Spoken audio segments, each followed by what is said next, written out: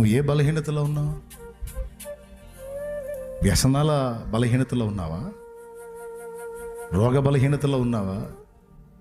ఏ విధమైన బలహీనతతో కన్నీళ్ళే అన్నపానాలుగా బ్రతుకుతున్నావు? ఏ బలహీనతలు చుట్టుముట్టి శాపాన్ని అనుభవిస్తున్నావు? మొర వినేవాళ్ళు లేక, పట్టించుకునేవాళ్ళు లేక, సాయం చేసేవాళ్ళు లేక, నేనున్నానని భరోసా ఇచ్చేవాళ్ళు లేక,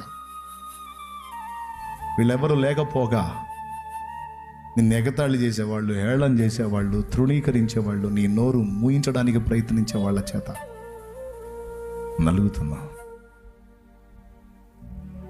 ఈరోజు వాడు చూడు ఎంత తెగింపు పని చేశాడు. చివరికి అతడే ఆయన శిష్యుల్లో ఒకటి శిష్యుడైపోయాడు.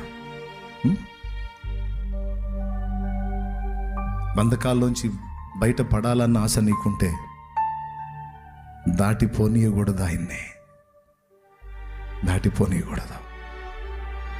నువ్వు ఏ కండిషన్లో ఉన్నావు ఆ కండిషన్లో ఉండే పిలు. నువ్వు వ్యసనాల్లో ఉన్నావు అక్కడ ఉండే పిలు. నువ్వు సమస్యల్లో ఉన్నావు అక్కడ ఉండే పిలు. నువ్వు తెముల్చుకోలేని ఆర్థిక సమస్యల్లో, రుణ బాధల్లో, అప్పుల బాధల్లో, కలతల్లో, కన్నీళ్లలో ఉన్నావు అక్కడ ఉండే పిలు.